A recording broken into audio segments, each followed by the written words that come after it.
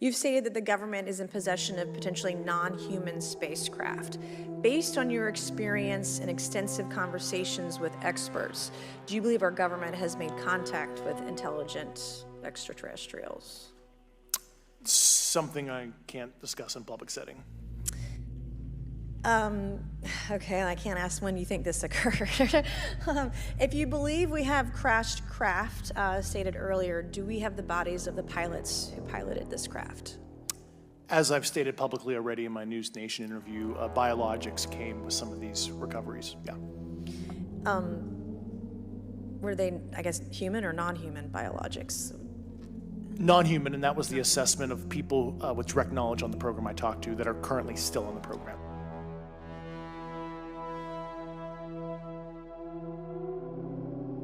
Don Severo toma entonces la linterna y enfocándola sobre las aguas, va abriéndola suavemente, tan suavemente que apenas se percibe el levísimo chirrido del metal oxidado de la ventanilla.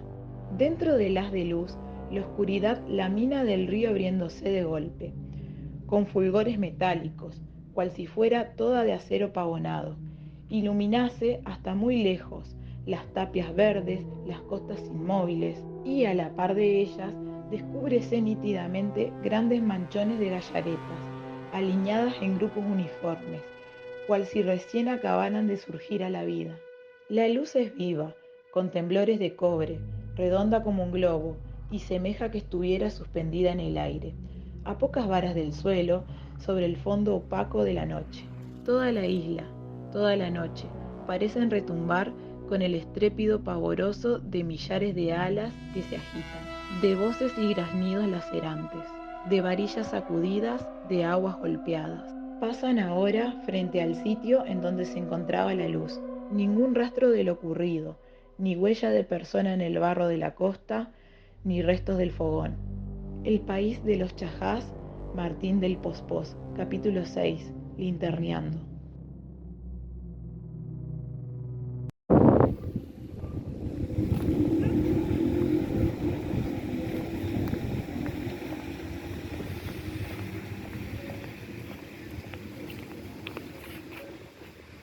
Este capítulo fue puesto en el ojo de la opinión pública por el señor Eduardo Lorenzo.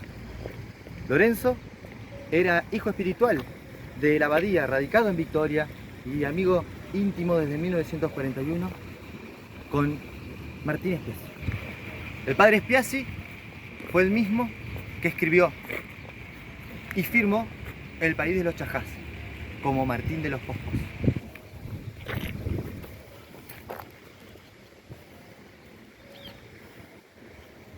El capítulo hace referencia al fenómeno OVNI.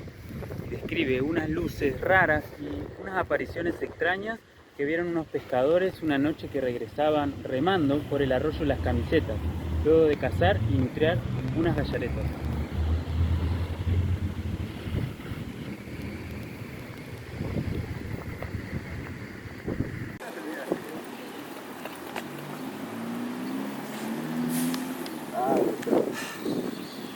Una noticia del Pentágono nos inspiró nuestra labor periodística. Entonces nos pusimos manos a la obra, armamos un equipo desde Somos lo que Somos y emprendimos el viaje hasta Victoria en búsqueda de la verdad. El camino fue ameno, la ruta estaba buena, soleada y dentro de todo Victoria quedaba cerca. Paramos en la bahía y seguimos rumbo al museo. Allí mismo Silvia y Andrea nos recibieron muy amablemente y nos mostraron algunos objetos del museo. No solo eso, también nos mostraron y nos contaron la historia de Modesto Colman, un caso del fenómeno OVNI, del cual se tienen registros. Modesto Colman, el 16 de octubre de 1992, vivió lo que toda persona nunca esperaría. Un episodio OVNI super heavy. Colman estaba paseando con su perro y escuchaba ruidos en el campo. También había percibido una sensación extraña en el aire. Ese día Colman se encontró con una nave extraterrestre, la cual Dijo que le tiró luces, rayos. Él pensaba que estaba soñando, hasta que se despertó en el hospital. Su perro había sido alcanzado por las luces. Estaba quemado, muerto. Parte del árbol que había sido alcanzado por las luces, quemado. Y él, con graves daños. Aunque Coleman no creía mucho y pensaba que eran un poco de supersticiones estos fenómenos, este caso es el que más pruebas tiene. Dentro del museo podemos encontrar un pedazo de la camisa quemada de Coleman, unas fotos sobre su perro muerto, sobre el árbol quemado y también los notorios efectos que tenía sobre su cuerpo. Él quedó sordo y ciego por unos días. Este caso es creer o reventar.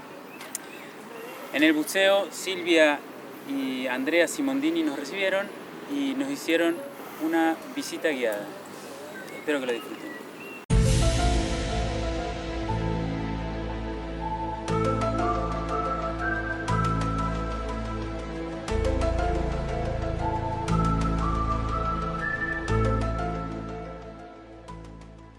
Esta familia tenía una estancia frente a la laguna del pescado llamada Estancia La Pepita, donde en esa época denuncian la aparición de una luz que durante varias noches sale de la zona de la laguna del pescado, sobrevuela la estancia y a raíz de estas apariciones lumínicas quedan huellas en sus terrenos al otro día.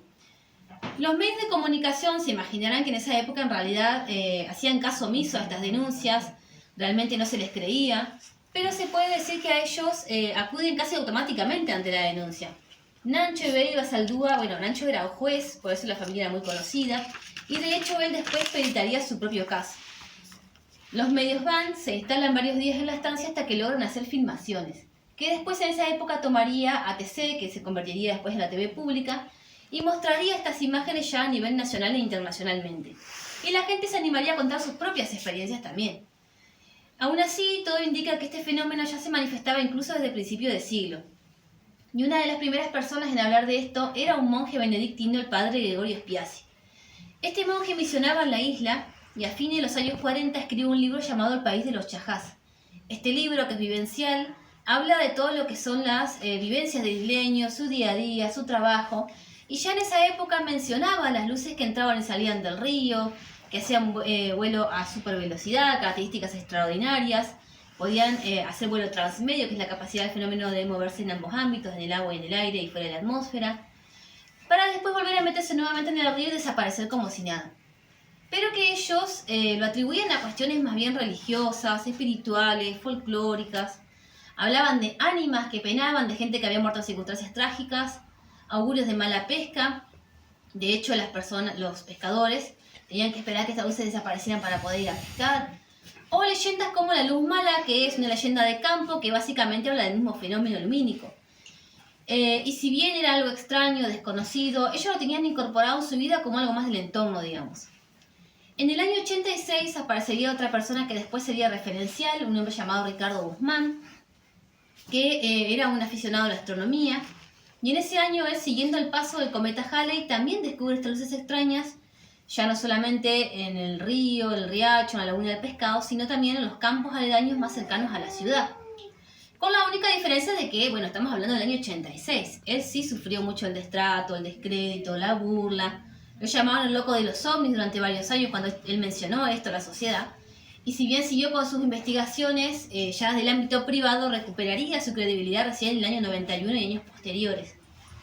Y en el año 92 se da el caso de Modesto Coleman, que es el que ustedes vieron en el video. ¿Por qué se considera el más importante? Porque ahí deja mucha evidencia física. Queda una huella de más o menos 10 metros de diámetro, donde tardó 7 años en volver a crecer el pasto. Él sufre quemaduras en su cara y en su cuerpo, quemaduras por radiación. Esto se corroboró con los informes médicos del hospital. Él estaba en compañía de un perrito, Siroco, que también muere tras ser alcanzado por estos rayos que él cuenta. El árbol tala se termina secando. Y él menciona también en la entrevista completa que también ve seres en el lugar.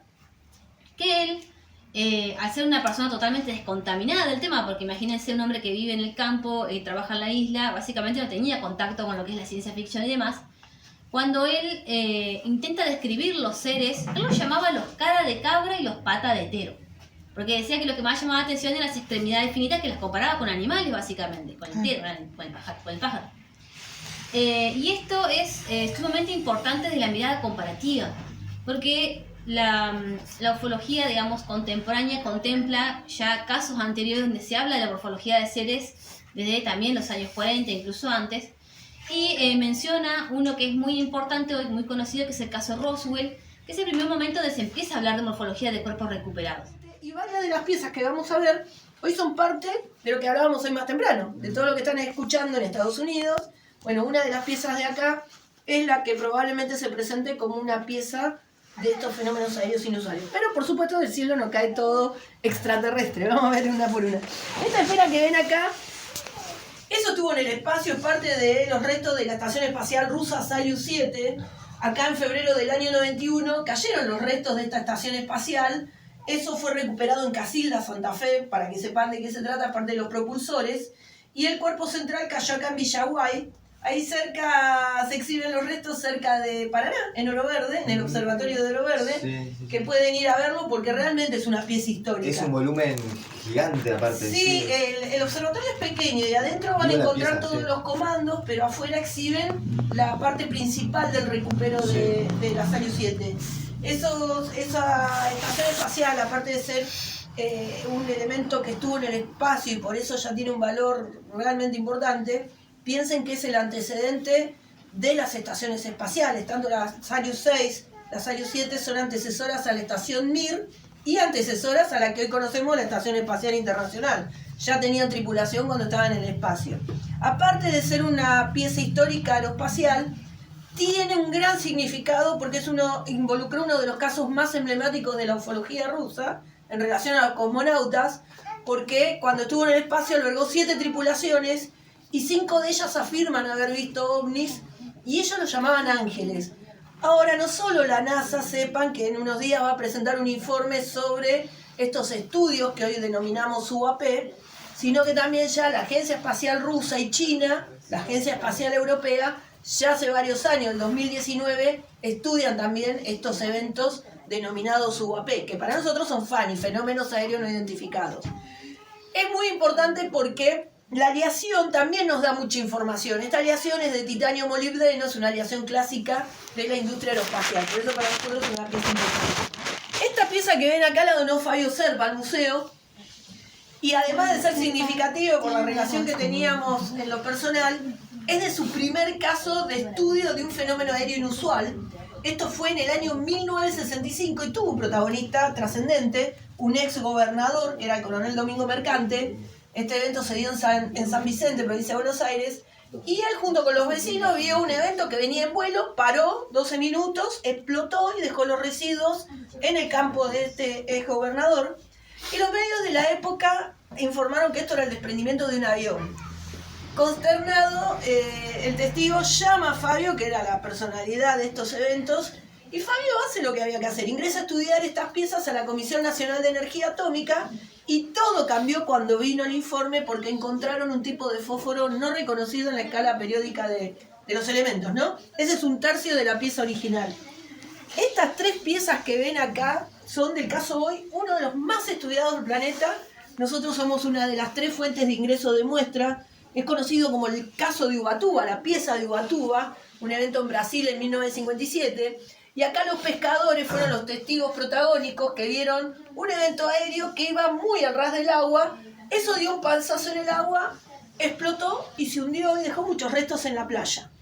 3 muestras en la época. Recuerden que la fecha también es muy importante porque en 1957 estábamos en los inicios de la carrera espacial, cuando lanzábamos cohetes, se disparaban y caían el mismo día, ¿no? O sea, prácticamente recién hacían las primeras salidas de la atmósfera.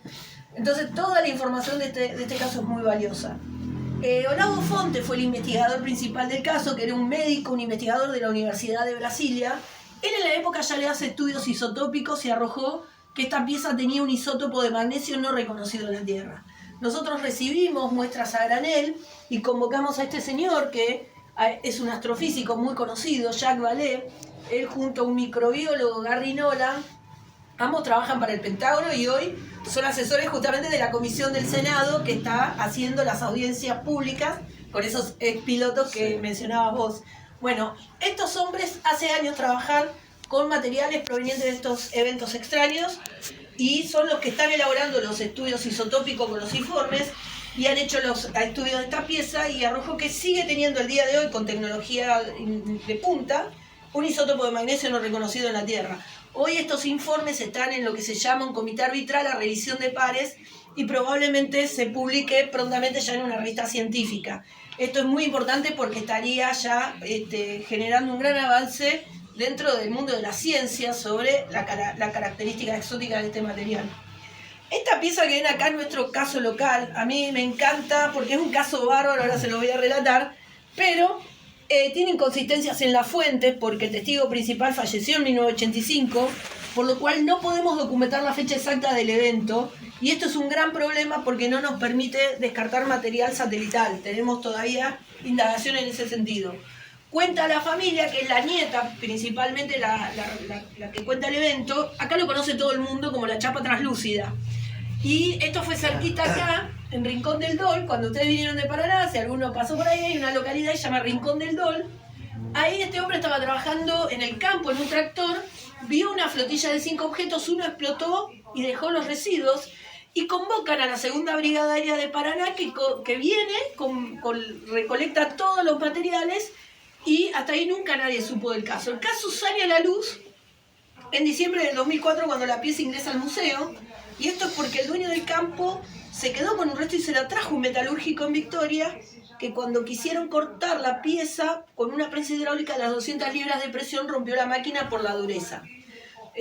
Mamá, que es donde hace los primeros análisis, en el laboratorio de materiales de Asindar, la logran cortar con una rueda de carbono industrial muy fácilmente. No levanta temperatura el corte, esto es la primera situación inusual. No los voy a abrumar técnicamente.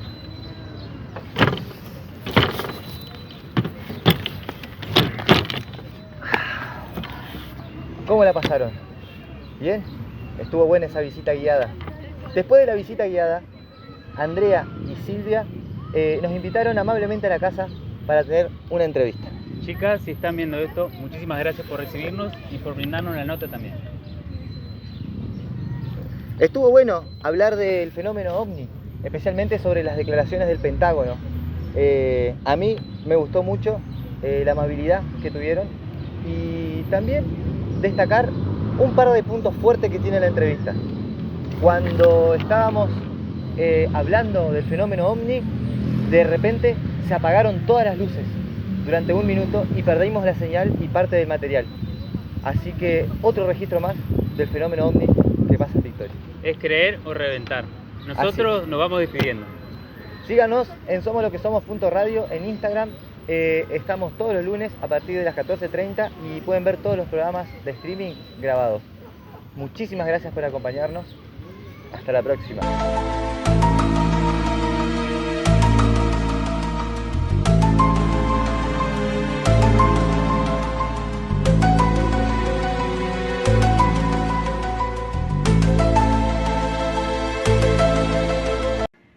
Buenas tardes, estamos en esta edición especial de Somos lo que somos junto a Andrea y Silvia Simondini, investigadoras del fenómeno OVNI, ¿digo bien? Exacto, perfecto. Buenas, ¿cómo andan? Bien, muy bien, bienvenido. Muchísimas gracias por recibirnos. En Victoria estamos en el Museo del OVNI. Bueno, nos recibieron con un video y con un montón de información. No sé si nos querés poner un poquito en contexto, digamos, este trabajo de investigaciones y del museo. Bueno, el museo tiene como objetivo hacer pensar a la gente más allá de lo que a veces o hasta hace poco tiempo generaba el fenómeno, ¿no? Tomarlo como una cosa mucho más profundo y no de ciencia ficción o a la ligera. Y nuestra idea es que la gente conozca que detrás de estos fenómenos realmente hay un proceso no solo de investigación, como ustedes ya vieron ahora, sino de la actualidad y lo que hace de que todos estén tan asombrados de lo que se va informando, digamos, de años de ocultamiento. Ahora hay toda una agenda que salió, explotó a la opinión pública y bueno, lo que intentamos que el museo genere esa reflexión ahora en la gente. Interesante lo que decís de años de ocultamiento, por los que estuvimos viendo en el video. También hay casos paradigmáticos en Victoria, digamos, a raíz de la cual se dan también estas investigaciones. Un poco ir puntuando cuáles son para ustedes los casos paradigmáticos, y entiendo que a principios de los 90 se empieza a generar también esto. En especial relacionándolo con estas últimas también informaciones que, como vos decís, ¿no? Que ya son de público conocimiento de Estados Unidos o de otras potencias, como generando informes, puede ser, como desclasificando información. La desclasificación hoy es lo que nutre el fenómeno con mucha información novedosa, pero que para nosotros no es novedosa porque la venimos documentando hace más de 35 años, ¿no? Que estamos investigando acá, que empezó Mamá en el año 91, y de hecho también lugares como Victoria hoy toman un lugar muy preponderante en ese mapa a nivel internacional por las características extraordinarias del fenómeno. Acá el fenómeno es transmedio, como mencionábamos, ¿no? Tiene esta cualidad de no solo volar, sino interactuar con el medio y hasta meterse debajo del agua, como los casos que asoman de principios de la década de los 90 en la Laguna del Pescado, que es algo referencial. Totalmente. Y también escuchábamos un relato muy interesante de Silvia, que es esto de los chajás. ¿Cómo se llama ese libro? El país de los chajás. El país de los chajás, que ahí, digamos, vos ves un relato. Exacto. Después de comentarios y después de escuchar lo que la gente veía, sobre todo los pescadores, empecé a indagar dentro de la ciudad personas que han vivido toda su vida acá en Victoria y siempre coincidían en lo mismo, el agua. Uh-huh. Y yo decía, ¿por qué el agua? Porque evidentemente algo veían. Entonces alguien me dijo, hay un libro que se llama El país de los chajás, que está escrito por un monje benedictino, Uh-huh. Gregorio Spiazzi, que él firmaba como Martín del Pospós, donde hay un capítulo que se llama Linterneando y comenta con toda tranquilidad de la normalidad, por sobre todas las cosas, las luces que salían de abajo del agua. ¿Esto en qué fecha más o menos? El libro lo escribió en la década del 50. Claro, que eso teníamos. O sea que y él relata de que los pescadores hacía años que venían viendo esto y que ellos lo llamaban como todo dice la gente del campo, la luz mala, la gente que ha muerto y que su espíritu, o sea, todo ese tipo de cosas. Y yo decía, pero qué extraño, ¿no? Porque él en una parte decía que veían salir la luz completamente roja, que iluminaba de rojo el cielo, que recorría una velocidad inaudita el contorno de la laguna, y luego a esa misma velocidad se hundía en el agua. Y la verdad que a mí me llamó poderosamente la atención hasta que conseguí el libro, que me costó muchísimo, pero la verdad que es una joya porque está escrita por un monje benedictino, porque lo hace con total naturalidad, sin ningún apremio ni oficial, ni legal, ni cosa por el estilo, ni sino científico, comentando la vida de la isla, ¿no? Sí, y que empata, digamos, con estos fenómenos que decís vos, ¿no? Lo llamás como transmedio, ¿no? Pero son como, no, vos de golpe ves un evento. Un evento, ¿no? Se le llama así como imagino que como una especie de categoría para no afirmar. Claro, se denominan observables. Uh-huh.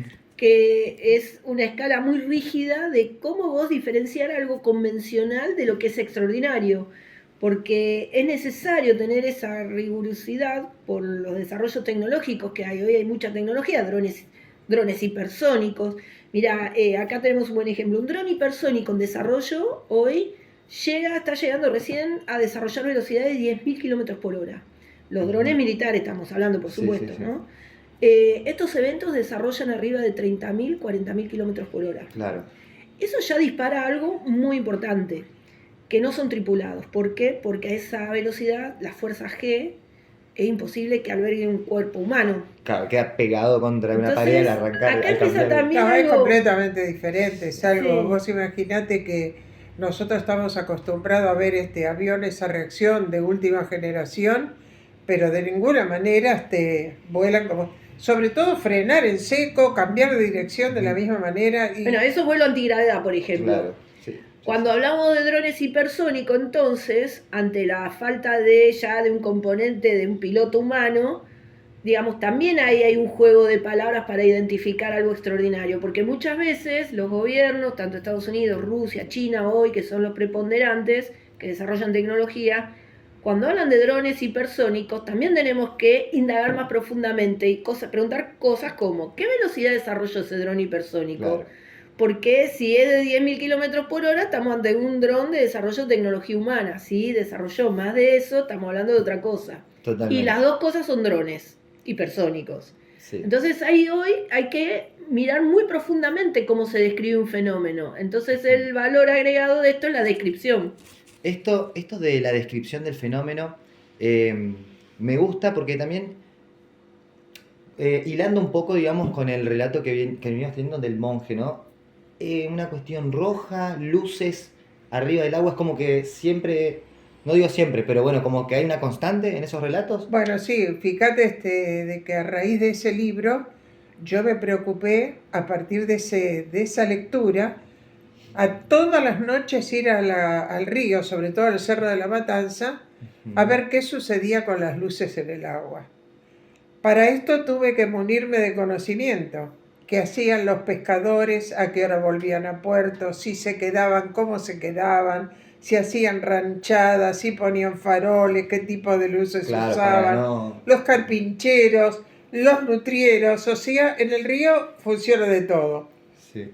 También de que no hay nada en las noches con luna llena porque se pudre el pescado, entonces no hay pescadores pescando. Una vez que me muní de todo ese conocimiento, empecé a observar las luces y empecé a ver cosas que realmente no tenían explicación de ninguna manera, y ahí entendí lo que decía el padre Spiazzi. Porque aprendí a conocerlas. Hemos visto cosas realmente impresionantes salir del agua, allá en el museo, después cuando esté más normalizado, vean la foto que parece una ciudad que salió del río, toda roja. Claro, eso, ¿no? Lo rojo también es como... Exactamente, rojo y verde, son los dos colores, rojo anaranjado viene a ser. Son los dos colores primarios en ellos, y a veces el violeta. ¿Se podría dar alguna especulación de por qué eso? No, la verdad que no. hay... Lo que sí te puedo decir que son luces totalmente frías. Por ejemplo, cuando salen del agua, no hacen reflejo en el agua. O sea, no emiten fotones, son luces, por eso es fácil diferenciarlos. Yo les digo a todos, cuando ustedes ven una luz en el agua, primero van a ver si es de un botero, por ejemplo, la luz del farol arriba, lo oscuro del bote, claro, y el reflejo en el agua. Acá no, sale la luz y no hay reflejo en el agua.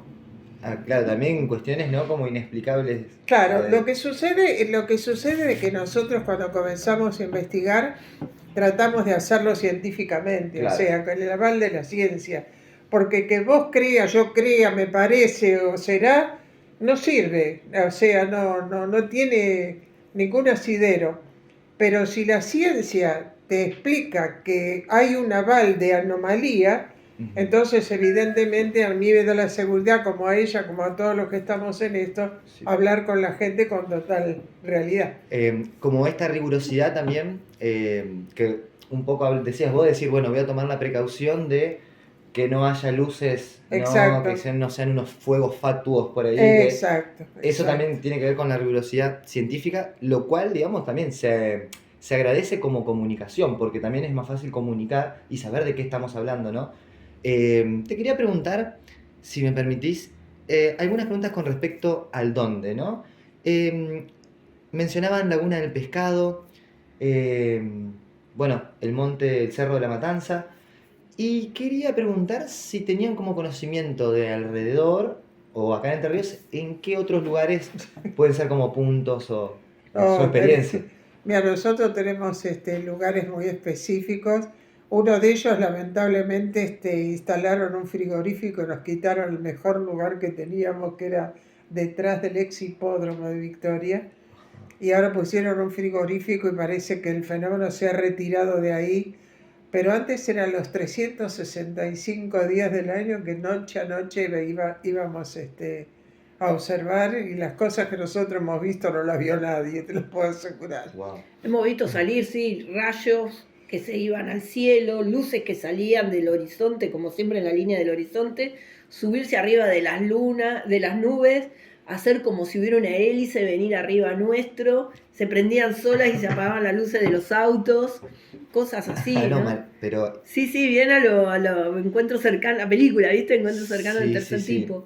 Que bueno, a las postres vos decís, te asombra y decís, bueno, eso después cuando entras a tener una mirada más fría, empezás a ver variables que son coincidentes también, como los colores de las luces que decías. Ajá, eso. Por ejemplo, que ahora está documentado, abierto, por todo lo que se va desclasificando, la acción de rangos de longitud de onda que, entre otras cosas, no solo cambian los químicos del suelo cuando aparecen los círculos, sino que interfieren electromagnéticamente y de hecho podría justificar por qué los cortes de luz.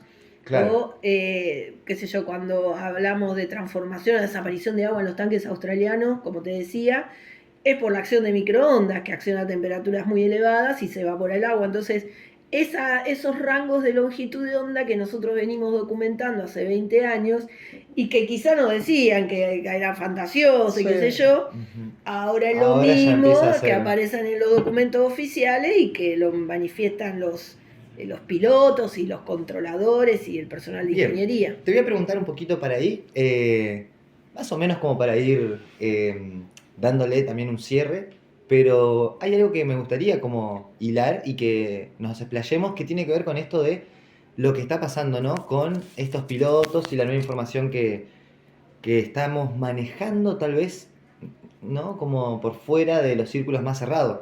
Hay una cuestión, ¿no? Como de con quiénes otras personas ustedes investigan, están en contacto, que, ¿no? Recién veíamos como personas, ¿no? de Estados Unidos que están cerca, digamos, de esas rondas. Sí. Bueno, eso, cómo se vinculan, digamos, con qué otras personas, organismos se están comunicando, ¿no? Bueno, nosotros acá hace ya 14 años fundamos CEFORA, que es la Comisión de Estudio del Fenómeno OVNI de la República Argentina, que tuvo como objetivo empezar primero con la desclasificación en Argentina. Y en esa época no existía la Ley de Acceso a la Información Pública, que es la Ley 27275. Hay un decreto que era muy miserable, era el decreto, era el 1172/03 del año 2003, que siempre nos respondían, porque nos reunimos con, en ese momento no llegábamos a los ministros de Defensa, por ejemplo, con la gente que estaba vinculada a la transparencia institucional, que era muy vaga también. Entonces nos atendían porque les causaba curiosidad el tema, porque nosotros queríamos desclasificar algo en plato voladores y querían escuchar qué contábamos. Nosotros y recibíamos esa manifestación y teníamos mesas llenas. Bueno, eso después se convirtió en cosas increíbles. Mi mamá, junto con Elías Colet, que es un miembro de nuestro equipo que ya falleció, lograron hacer un hecho histórico a nivel mundial, que es la primera audiencia pública ciudadana en el Consejo Municipal de Rosario. Y eso generó que todos los sectores políticos, y eran como 13 bloques diferentes, me acuerdo, de la política en ese momento, adhirieran y votaran una ley de declaración de interés a esa jornada. Ahí va. Y nosotros nos dimos gusto de sesionar, nos dieron todas las instalaciones y sesionamos en una audiencia pública oficial. Era la primera que se hacía en el mundo. Con voto unánime. Con voto unánime. Eso Un generó... avance, claro, para Exacto. el mundo, como dicen. Y eso generó otro hecho histórico, que lo que ahí se gestó como documento, se elaboró un informe, ahí participaron miembros de la Fuerza Aérea, gente de la acción, bueno, ya estaba formada la Comisión de la Fuerza Aérea, uno de los representantes de la comisión participó un representante de las academias, un investigador de la Universidad de Belgrano, que había manifestado todo esto. Bueno, de eso se hizo un informe y llegó al Ministerio de Defensa. Y eso generó la primera acción institucional de alto impacto. A partir de ahí, nosotros se sanciona con el tiempo la ley 27275, que no existía al principio, y todavía la ciudadanía no sabe mucho de esa ley, y las autoridades tienen una gran responsabilidad, claro. No la asumen, y es muy buena la ley argentina, porque le da al ciudadano la obligación, o sea, el derecho de poder pedir información de su interés de los ámbitos institucionales, sobre todo el Poder Ejecutivo, y al funcionario la obligación de responder y le da un tiempo de 15 días más 15 días más, y si no, tiene que responder lo que suceda. Si no, queda a expensas de sanciones, ¿no? Y bueno, a partir de ahí logramos las primeras desclasificaciones oficiales del Ministerio de Defensa, del Ministerio de Transporte, interactuamos mucho con los organismos y los funcionarios, y eso nos llevó a un reconocimiento internacional muy fuerte. Y a partir de ahí nos involucramos mucho con una acción internacional de cara a las Naciones Unidas, y se formó una organización internacional que se llama ISER, International Coalition Extraterrestre Research, que me llevó a mí a ser una de las 9 representantes de distintos países, invitada por la Agencia Espacial Rusa y China, a Moscú, y fue también un hecho histórico porque ahí es donde se gestó por primera vez una acción institucional. Esto fue en octubre del 2017. Un mes y medio antes que el New York Times publicara la existencia de un programa de estudio de los UAP y un hombre que se llamaba Luis Elizondo y que lanzó el famoso ovni Tic Tac, ese ovni que vos ves que es muy conocido como la forma del pasillita, que el piloto, David Fravor, persigue, lo capta con el radar. Ese ovni desarrolló velocidad hipersónica y se metió abajo del agua. Otra vez este fenómeno. Y Ryan Graves era el que monitoreaba, también piloto Top Gun, monitoreaba todo ese evento ya desde el portaaviones Nimitz debajo del agua de ese fenómeno. O sea que ya estaba registrando ese fenómeno. Exacto, y nosotros un mes y medio antes nos reunimos en Moscú a sabiendas de que todo eso iba a salir a la luz. Bien. Y bueno, y hoy Brian Graves, que es uno de los que participó en la audiencia pública el otro día, junto con David Granch, es asesor de ISER.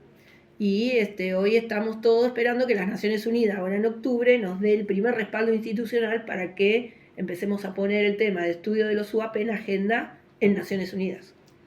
Tremendo, porque esto es como ahora. Esto es ahora. Un poco, digamos, para poner en contexto, tenemos, bueno, esto pasó, digamos, en Estados Unidos hace muy poco también. Claro. Y por esto también que vos decís de la cuestión del peso, ya que empieza a tener institucional, internacional, ahora, ¿en cuánto se viene como ese informe? Bueno, digamos, ahora, ¿no? Más cuando... Ojalá lo supiera. La NASA, no, sí. Bueno, hace poquitos días, un mes, un oficial de inteligencia, David Granch, se presentó en audiencia pública y declaró algo tremendo. Claro. Para nosotros no nos llama. Bajo juramento. Claro. Sí. Digamos, sí, vamos a ver. O sea que va preso. Si se confirma en Estados Unidos, no se tolera la mentira bajo juramento, ¿no? Y la verdad es que estamos a la expectativa. Yo pienso, muy personal, que si han abierto las puertas en este momento después de 75 años de ocultamiento y negación, algo está pasando que todavía no sabemos. Bien.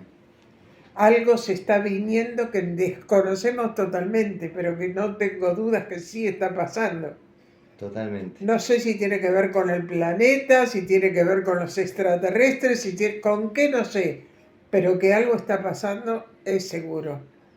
Porque hasta ahora no teníamos ningún tipo de información que alguien hablara tan abiertamente como el Senado, el mismo presidente, todo. Bueno, que dijo ahora David Granch, que dijo que tienen él accedió a programas negros del Pentágono. Sí. Fue David Granch, el que estuvo el otro día en la audiencia y que causó tanto ruido.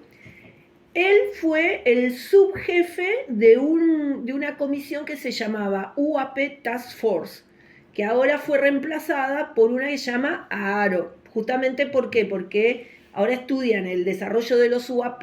Los UAP que son... Unidentified Aerial Phenomena, fenómenos aéreos no identificados. Exacto. Bueno, en todos los medios, en esto fuera de la atmósfera, nuestra atmósfera debajo del agua. Entonces la UAP Task Force solo se refería a eventos aéreos inusuales. David Granch era el subjefe de ese programa y tenía credenciales para acceder a distintos programas porque Trump, el expresidente Trump, antes de irse dejó un decreto donde obligaba a todas las agencias de seguridad a dar informes de lo que tenían en investigación de los UAP. Y además el actual presidente Biden, cuando asume, revalida ese decreto, le asigna presupuesto y autoriza crear esta nueva comisión que da de baja la anterior UAPE Task Force. Y David Grange tenía credenciales para acceder a programas negros ya con autorización presidencial, y ahí es donde toma conocimiento de que Estados Unidos en esos programas había recuperado ovnis de origen no humano con material biológico. Ajá, restos biológicos también. Restos biológicos. Sí, sí. Bueno, humanos. Bueno, no humanos. Ahora, fíjate que no habló de cuerpos, tampoco habló de naves, sino de objetos de origen no humano. Porque, digamos, todavía hay una línea fina ahí entre ver si son extraterrestres, si son interdimensionales. Sí. Los cuerpos por ahí son bacterias o virus, el componente es biológico, puede ser varias cosas. Pero lo cierto es que fue de alto impacto, porque estamos hablando por primera vez de origen humano. Deja una puerta abierta muy grande, ¿no? Yo creo que hasta también con un poco de expectativa. Bueno, yo quiero agradecerles infinitamente de parte mía, de parte de mi equipo. Vamos a estar también como subiendo este material. Y quería como preguntarles de acá a 50 años más. ¿Cómo ven? ¿Qué expectativas hay? Porque ahora es como que se parece que se está por estallar algo. Si se llegara a dar el conocimiento, ¿cómo se imaginan, no? De acá a 50, 100 años, ¿cómo podría ser la evolución de este tema? Y sobre todo acompañado de la ciencia, la tecnología, del desarrollo de la humanidad o la vida misma, ¿no? Por Claro, fuera de este paradigma. Yo la verdad que lo que pienso es de que todo este ocultamiento, porque existieron los investigadores como nosotros a partir de 1947 con la famosa caída de Roswell. Yo creo que Estados Unidos encontró ahí una tecnología que realmente utilizó para su propio interés, y un gran egoísmo no les permitió compartir todo esto con la humanidad. Pienso que viene de ahí. Esa tecnología se fue desarrollando. No sé si han logrado lo que se encontró en esa nave caída de Roswell, pero que evidentemente a partir de ahí han desarrollado esta tecnología que hoy conocemos por la humanidad. No sé si de ahora en más seguirá, porque fíjense que a partir de un solo detalle empezaron a hacer clonaciones, empezaron a hacer un montón de cosas. A partir de los 60. Unos robots que ahora los vas a tener en tu casa limpiándote tu casa, gracias a Dios no tenés que limpiar más. Y la verdad es que dentro de 50 años yo no quiero ni pensar. Creo que nadie te va a tener un trabajo porque va a estar hecho todo por gente tecnificada. Claro, ¿no? Es como un poco inimaginable los horizontes. Yo no lo voy a ver, a lo mejor el más allá todavía tengo la ilusión. Y seguro, pero, quién sabe. Pero realmente sí, pienso que la tecnología va a ser terrible y que todo lo que hoy conocemos nos va a parecer, a la gente que viva en esa época les va a parecer lo que nosotros pensamos del 1800. Más o menos. Seguramente. Y bueno, nada, me quería ir con esto también porque seguramente, tal vez, como te digo, dentro de 50, 100, 200 años, ninguno esté, pero seguramente el legado de lo que han hecho ustedes con estas investigaciones. Y seremos con la divulgación, historia. Seguramente seremos historia. Así que le quería agradecer profundamente. Muchísimas gracias por invitarnos y bueno, no sé si querían tomarse un espacio de afirmación para decir algo. No, bueno, agradecerles también a ustedes, porque el hecho de que se preocupen por llevar de la mejor manera para nosotros es muy importante, porque eso transfiere, el conocimiento va más allá de lo que uno piensa a veces, porque no se imagina dónde rebota. Y nos es muy importante también que gente de la comunicación se preocupe por saber más a fondo y de esta manera tan responsable. Así que muchas gracias también por eso. Muchísimas gracias. La verdad, un placer realmente, y estoy muy agradecida porque siempre desde Paraná nos sentimos siempre acompañados. Y eso para un investigador OVNI les puedo asegurar que es muy importante, porque tenemos que pasar por etapas bastante feas, sobre todo de la gente, con los ninguneos y todo lo que los medios sobre todo hacen. De ustedes siempre hemos recibido muy buena calidad de información, así que Muchísimas gracias. Bueno, muchísimas gracias, seguramente será sostenido. Y bueno, desde Victoria, decirles nos vemos en el espacio exterior.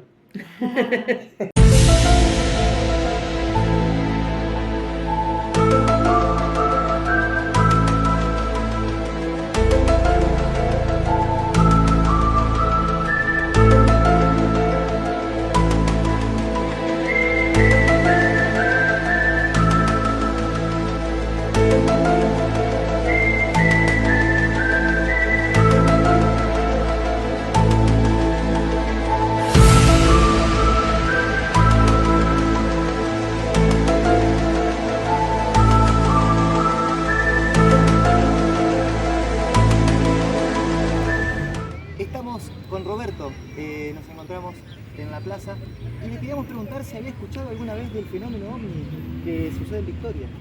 Sí, eso sucede siempre y sale en las noticias, que se ven luces, que se ven...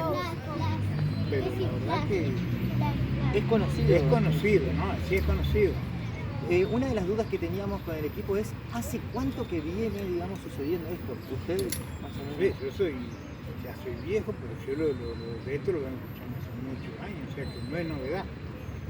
Siempre sucedieron cosas. Siempre se vieron luces en el cielo y que parecía que hacían piruetas así y desaparecían. Bueno, muchísimas gracias Roberto por el Bueno. testimonio. Sí.